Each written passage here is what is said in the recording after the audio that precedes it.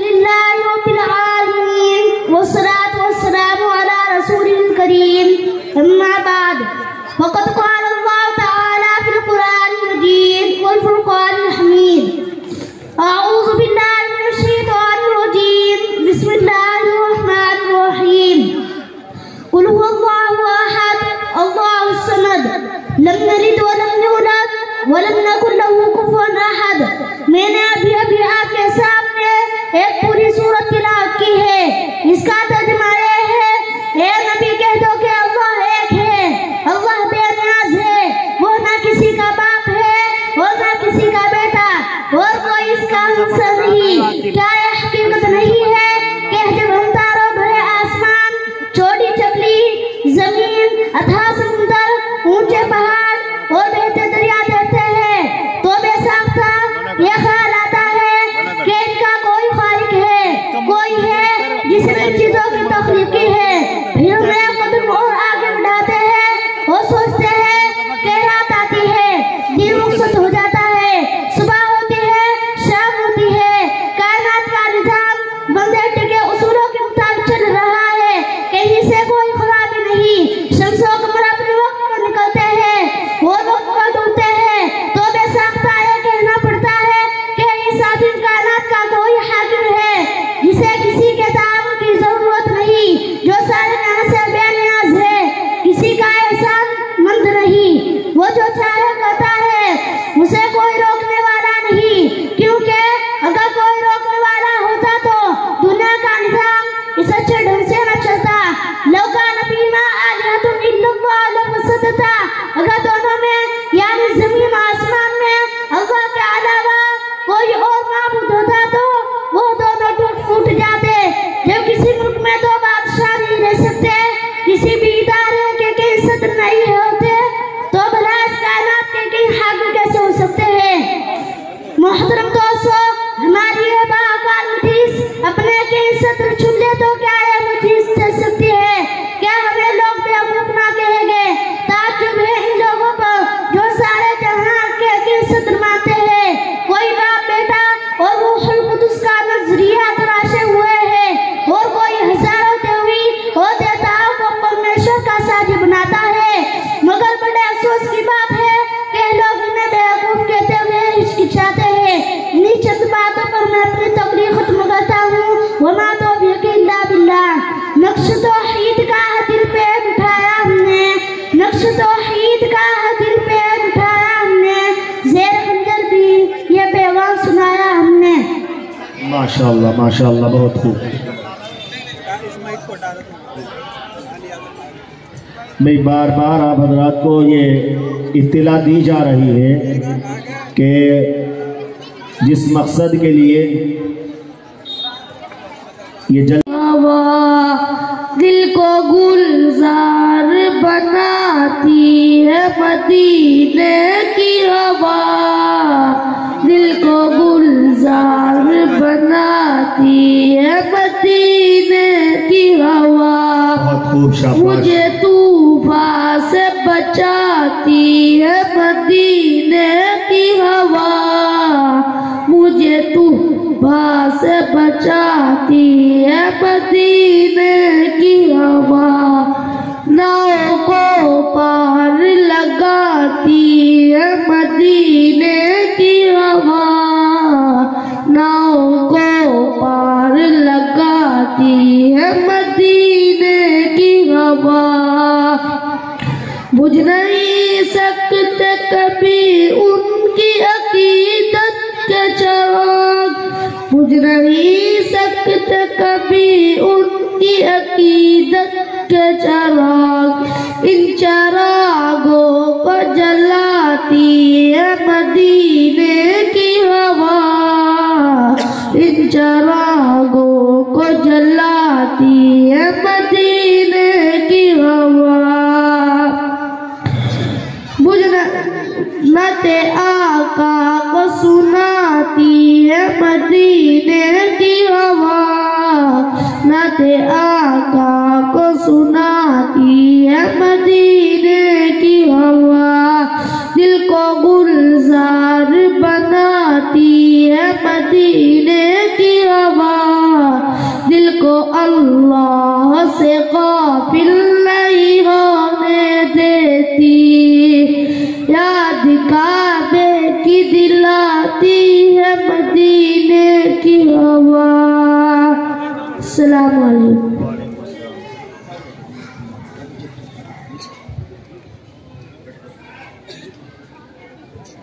السلام علیکم۔ ہر پھول ہر کلی کی زباں پر میرے نبی، ہر پھول ہر کلی کی زباں پر میرے نبی، صلو علی النبی وسلام علی النبی، صلو علی النبی وسلام علی النبی۔ سارے جہاں کے حاجیاں، سارے جہاں کے حاجیوں، رہ پر میرے نبی، صلو علی النبی وسلام علی النبی، صلو علی النبی وسلام علی النبی۔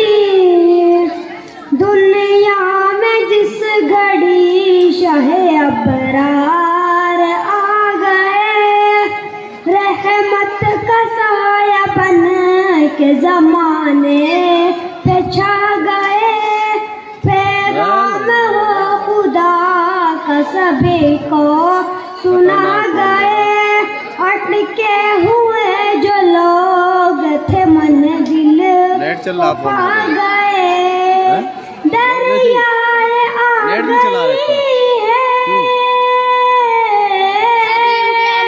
دریائے آ گئی ہے کہ جناب میرے نبی، صلو علی النبی وسلام علی النبی، صلو علی النبی وسلام علی النبی۔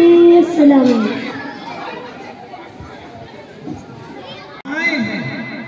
اس بڑھیا نے اپنی گٹھڑی اٹھائی کے پیچھے پہنچا، دیکھتے کیا ہے چند پھٹے پرانے کپڑے لٹکے ہوئے۔ گڑیا وزیروں سے کہا یہ کیا ہے؟ ایک آدمی نے عرض کیا ہے بادشاہ وقت، یہاں ایک بڑھیا رہتی تھی، ہوا میں آندھی اور طوفان میں بارش میں اس کی وہ چھوٹی سی کٹیا فنا ہو گئی، ختم ہو گئی، اس نے اپنا ٹھکانہ اس چھجڑی کے نیچے بنا دیا۔ بادشاہ وقت نے کہا او وزیروں، او پہرے داروں، او کارکنوں، تمہیں خبر ہونی چاہیے کتنا عالی شان شاندار خوبصورت محل ہے۔ پھر ہماری دینی مجلسوں کا فائدہ کچھ بھی نہیں ہوگا۔ اب محمد افنان بیٹھے۔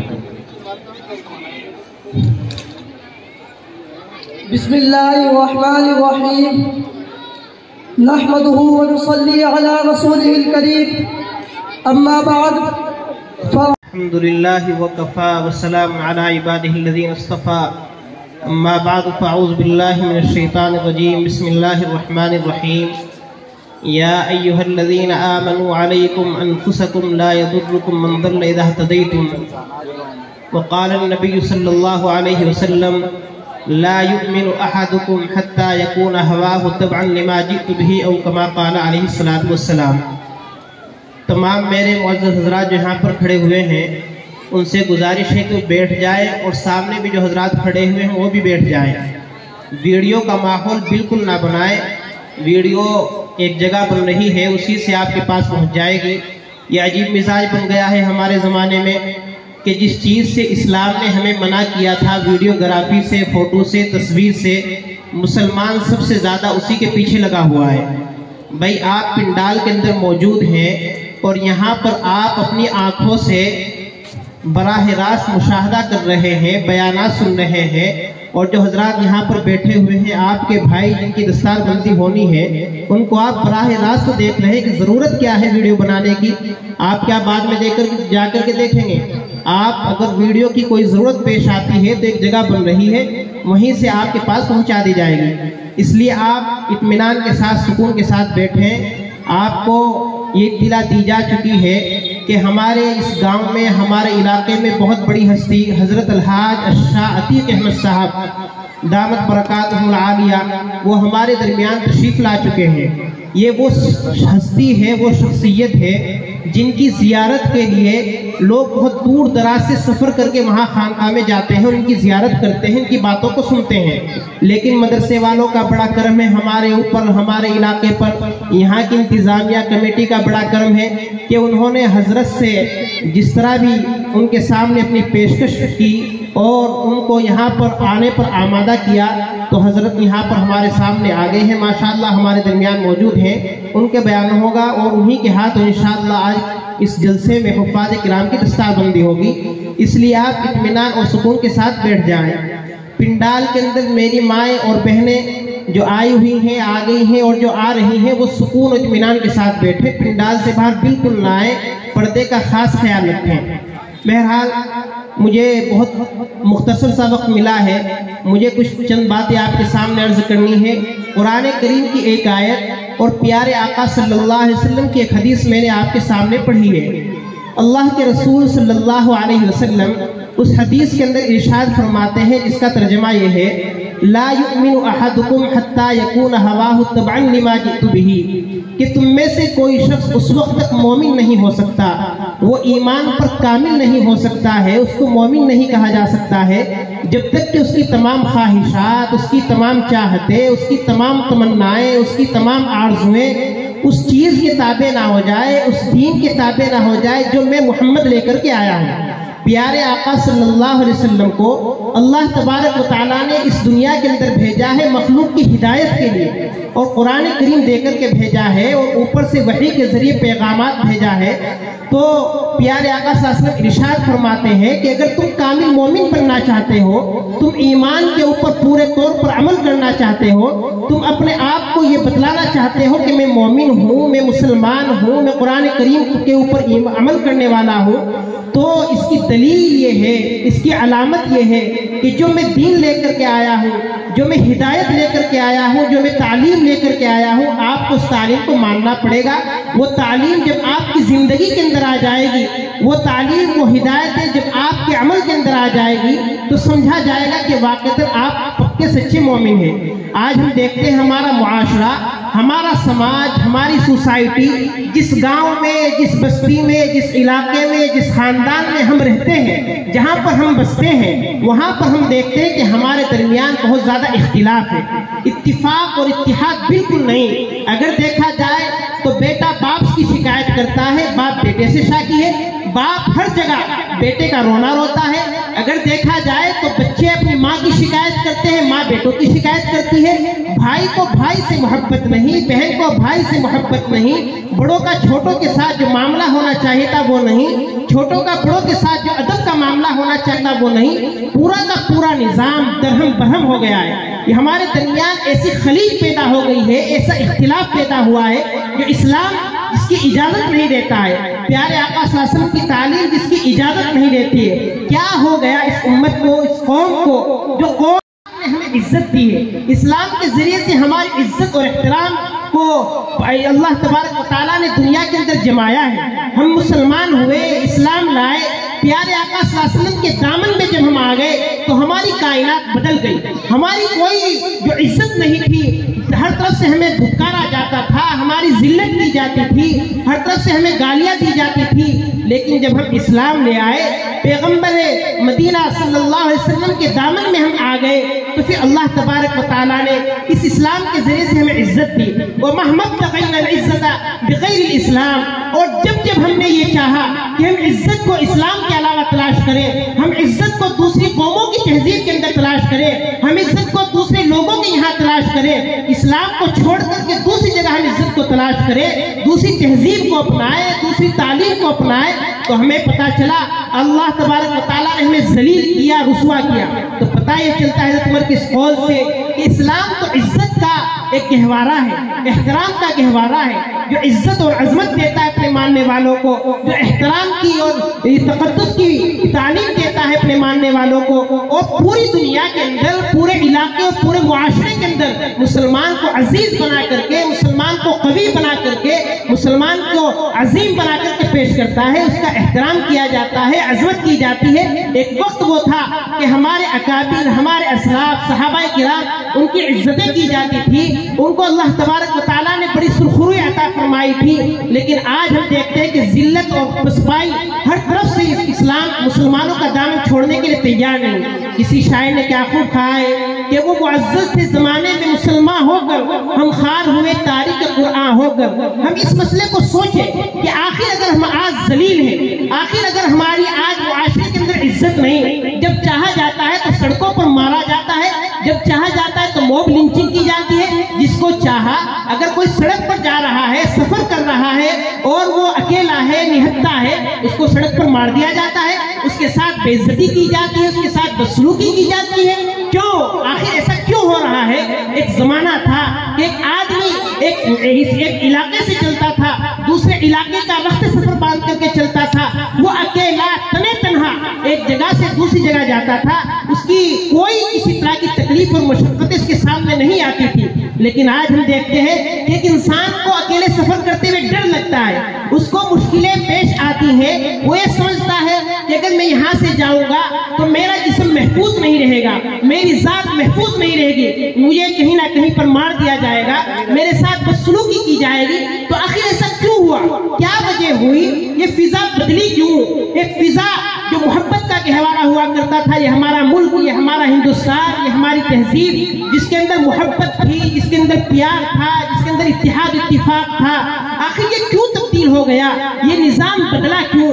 یہ ماحول کیوں پیدا ہوا کہ ایک مسلمان کو بہت زیادہ بے عزت کیا جاتا ہے؟ تو شاعر نے اسی کو اپنے شعر میں پیش کیا، وہ زمانے میں معزز تھے مسلمان ہو کر، ہم خار ہوئے تاریخ قرآن ہو کر۔ ہم نے قرآن کریم کی تعلیم، قرآن کریم کی ہدایت کو چھوڑ دیا ہے۔ قرآن کریم ہمیں تعلیم دیتا ہے کہ آپ اپنے بڑوں کے ساتھ اچھا سلوک کرو، ماں باپ اگر آپ کے ساتھ چاہے جس طرح کا سلوک کرے، لیکن قرآن کریم کہتا ہے وَلَا تَقُلْ لَهُمَا اُفٍّ، کہ آپ اپنے ماں باپ کو اف تک نہ کرو، ان کی عزت کرو، ان کا احترام کرو، ان کی عظمت کرو، ان کا لحاظ رکھو، ان کا ادب کرو۔ ماں جس کے قدموں کے نیچے جنت ہے۔ اللہ کے رسول صلی اللہ علیہ وسلم نے فرمایا کہ کوئی ماں اگر اپنے بیٹے کو اس سے ناراض ہو جاتی ہے، اس سے نالا ہوتی ہے، اس سے ہٹ جاتی ہے، تو اللہ تبارک و تعالیٰ اس کی اولاد کو، اس کے بیٹے کو جنت کا دیدار نصیب نہیں کریں گے، جنت میں نہیں بھیجیں گے۔ ایک صحابی کا واقعہ ہے، غالباً حضرت خزیمہ کا واقعہ ہے کہ حضرت خزیمہ رضی اللہ تعالیٰ عنہ، حضرت علقمہ کا واقعہ ہے، جب انتقال ہونے لگا تو انتقال کے وقت کلمہ زبان پر نہیں آ رہا ہے، انتقال قریب ہے، وہ اپنی زبان سے کلمہ ادا کرنا چاہتے ہیں، اپنی زبان سے آخری نغمہ توحید کا گنگنانا چاہتے ہیں، لیکن وہ نغمہ توحید ان کی زبان پر نہیں آ رہا ہے۔ صحابہ پریشان، پیارے آقا صلی اللہ علیہ وسلم پریشان کہ آخر ماجرا کیا ہے؟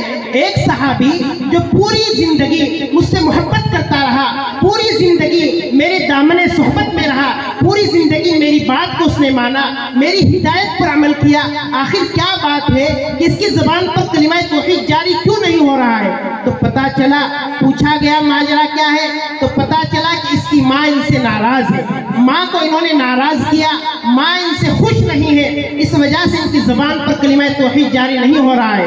اللہ کے رسول صلی اللہ علیہ وسلم نے ان کی ماں کو بلایا اور سارا ماجرا دکھایا کہ آپ کا بیٹا ہے، آپ اس سے بڑی محبت کرتی تھی، آپ نے اس کو پالا پوسا ہے، اس کی تربیت میں بڑی مشقتیں اٹھائی ہیں، بڑی مصیبتیں برداشت کی ہیں، آخری وقت ہے، اس کی زبان سے کلمہ جاری نہیں ہو رہا ہے، آپ اس سے ذرا خوش ہو جائیں، آپ اس کی غلطیوں کو معاف کر دیں، ہو سکتا ہے کہ آپ کی غلطی کی وجہ سے اس کی زبان پر کلمہ جاری ہو جائے، یہ جنت کا مستحق بن جائے۔ ماں اس قدر ناراض کہ ماں نے پیارے آقا صلی اللہ علیہ وسلم کی بات کو نہ مانا اور یہ کہہ دیا کہ اللہ کے رسول، اس شخص نے، میرے اس بیٹے نے مجھے بہت زیادہ تکلیف دی، مجھے بہت زیادہ ستایا، مجھے بہت زیادہ پریشان کیا، اندر سے میرا دل دکھا ہوا ہے، میرا دل نہیں چاہتا، میں چاہ کر کے بھی نہیں چاہ پا رہی ہوں کہ میں اس کو معاف کر دوں۔ پیارے آقا صلی اللہ علیہ وسلم نے کہا، صحابہ کو تعلیم دی، حکم دیا کہ جاؤ اور جا کر کے لکڑی اکٹھی کر کے لاؤ تاکہ ہم اس میں آگ جلائیں اور آگ کے اندر اس کے بیٹے کو پھینکے. ہو سکتا ہے جب جا کر کے ترس آ جائے. جب صحابہ لکڑیاں اکٹھی کر کے لے آئے تو ماں نے کہا کہ اللہ کے رسول لکڑیاں اکٹھی کر کے کیا کرنا چاہ رہے ہو؟ تو بتلایا کہ آپ کے بیٹے کو آگ میں جلانا چاہ رہے ہیں. تو ماں کے دل کو ترس آ گیا, رحم آ گیا. وہ دل جو ٹوٹا ہوا تھا, وہ دل جو شکستہ تھا, وہ دل جو پریشان تھا اپنے بیٹے کی, ان کی بیٹے نے جو نافرمانیاں کی تھی یا بیٹے نے بات نہیں مانی تھی, اس کی وجہ سے دل پریشان تھا. لیکن اللہ کے رسول کا جب یہ عمل دیکھا تو فوراً اس ماں کی زبان سے اپنے بیٹے کے لیے اس کی معافی کے الفاظ نکل گئے کہ یہ بیٹا میری طرف سے معاف ہے. بیٹے کو فوراً معاف کر دیا. جیسے ہی معاف کیا تو فوراً کلمہ توحید جاری ہوا اور وہ اس دنیا سے رخصت ہو گئے. تو بہرحال بتلانا مقصد یہ ہے کہ عزتیں جو ہماری تہذیب ہوا کرتی تھی, ہماری تعلیم ہوا کرتی تھی, اسلام ہمیں کہتا تھا کہ اپنے ماں باپ کے ساتھ اچھا سلوک کرو, ان کو برا بھلا نہ کہو. ہم نے ان کو تار تار کر دیا ہے. ہمیں اپنے ماں باپ کی کوئی پرواہ نہیں. وہ ماں جس نے 9 مہینے پیٹ میں رکھا, جس نے ہماری پرورش کے لیے تمام طرح کی مصیبتیں برداشت کی, جو اگر بچہ پیشاب کرتا تھا تو اپنا اس پیشاب کی جگہ میں لیٹ کر بچے کو سوکھے میں لٹایا کرتی تھی. وہ بچہ ذرا بڑا ہوتا ہے, جب ذرا بڑا ہوا اس کی زبان کے اندر طاقت آئی, اس کے جسم و جس سے طاقتور بنا.